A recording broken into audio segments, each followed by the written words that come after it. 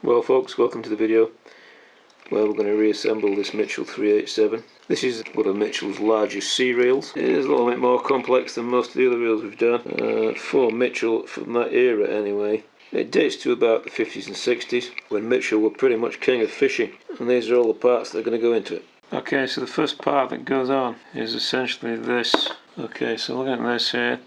So insert the spring into the underside of the plastic washer, and you want the flat side of it upwards so that the sort of notchy side goes downwards. And don't try and put the spring in after you've put it down, otherwise it'll be a nightmare. You'll never get it. You'll never get it. You absolutely will never get it. I guarantee you. Okay, so get that ready. Okay, so firstly we have the ratchet handle which turns it on and off, and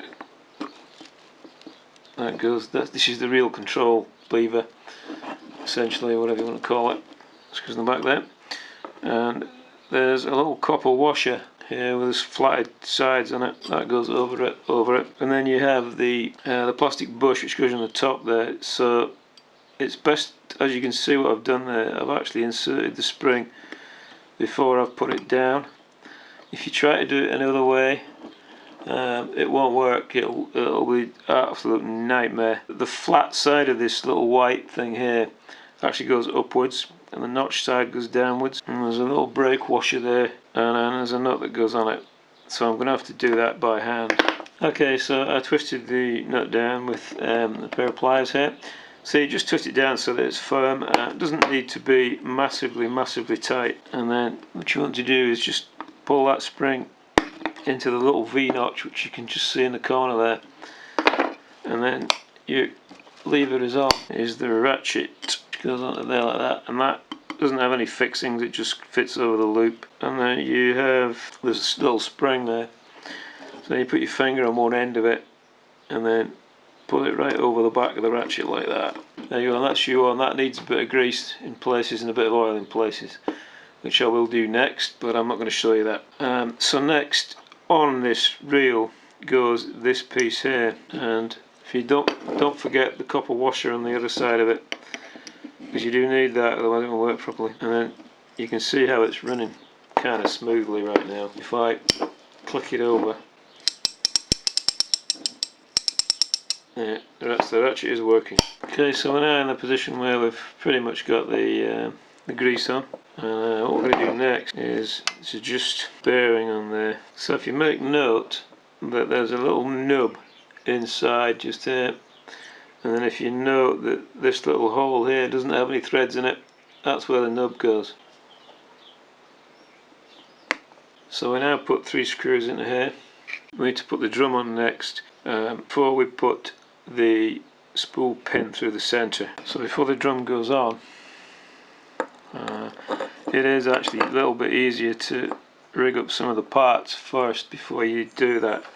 So this is the counterweight, and what this does is it balances out the drum, because the drum's got equipment attached to it, and that equipment makes the drum lopsided and makes it, when you turn the reel, it doesn't run real smooth. It runs kind of wobbly a little bit, which eventually wears out the bearings. So you have a counterweight to balance that out. Right, so that's your counterweight put in. Okay, so the bail arm mechanism on this particular reel is actually underneath it, and it's protected. If you look at the last shots we did, we put that 3-screwed black plastic cover over the bearing. Well, that sits over this, so it protects it. So this piece here is a bit you got to watch, because you can see it's floating around. It's not really supposed to float around, but once you get the bail arm mechanism on, that should hold it and stop it from floating about. Now that could be tricky, so we'll have to see how that goes. So for that reason, I think I'm going to put the bail arm onto the reel now,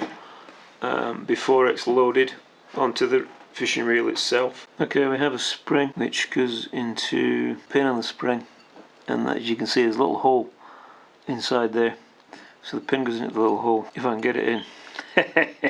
Okay, so I'm going to show a method of doing this.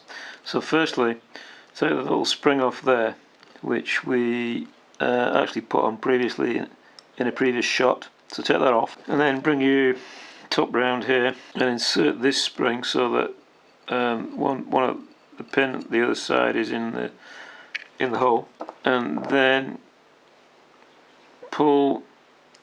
It goes that way around, right? Put that so that the spring pin is hooked into that tiny little hole there.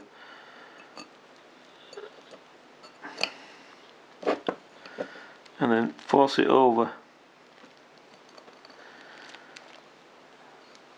and then put the screw in. Okay. So essentially what you got to do is you got to get the spring into both locations. One of them's there and one of them's on the inside. There's a bit of grease on the spring now. That does attract sand on reels like this, so you have to be careful not to put massive amounts around the outside. Try and keep it clean on the inside and clean on the outside, and grease on the inside only. So it's quite a strong spring, so it's hard to get this in. So the technique is to hold the chrome piece over and then put the nut in, the set screw in, and then put the set screw in, and then that then snaps like so. And you see this hole here, and you see that hole there, right? So when you pull it all the way around, that engages, and that's what holds the bail out. And so then if you look here, as you remember earlier, we took the spring off.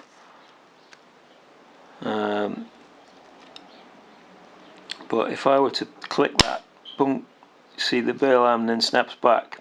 That's part of the mechanism that connects with this piece here. So the next job is to put the spring back, little spring back in there.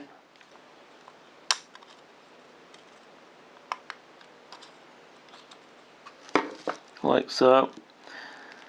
So now that this can be assembled onto the reel, and we don't need to get to this while it's on the reel, and that is quite a tough piece to put on.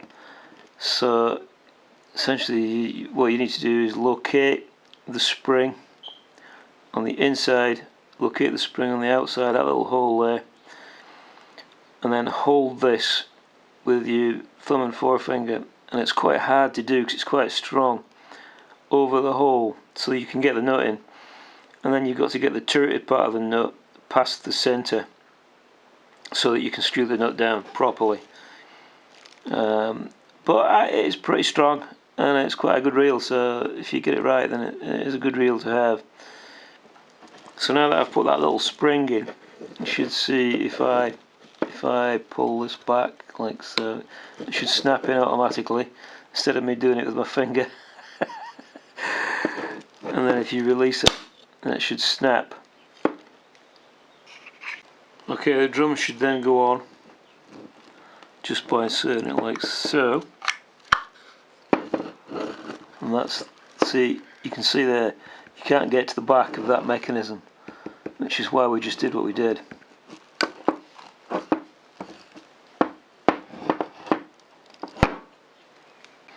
So here we go now. We've got a flat washer, just needs to put in place, and then we've got a nut. So the nut does have a recess, and I assume that the recess goes downwards because I didn't see that when I took it off. So there you go, the nut is on. That one's just tightening up a little bit. Okay, so once you've done that, then your spool pin can be inserted.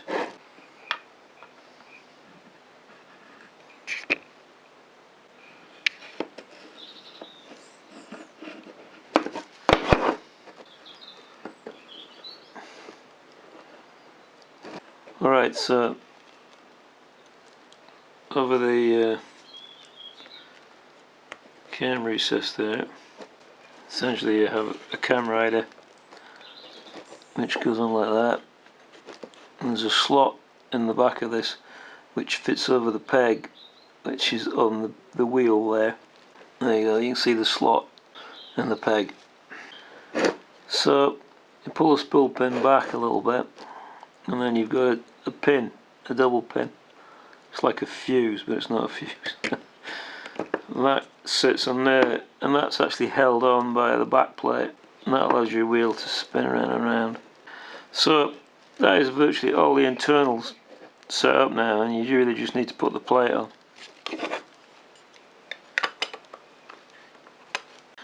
Okay, so this is the bail arm, and then that's the rider which is used for the line, and it's either hard steel or tungsten, I can't remember which it is.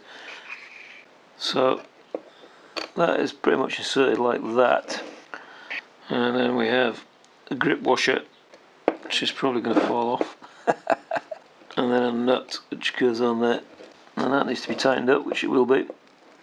And on the other side there's a mechanism where that basically just hooks in, and then there's a nut that goes over the top, and there's another that goes over the top to hold it on. So having inserted that, we should be able to, you should see that click, and then when you rotate the arm, I think it goes that way, it should flip pretty well.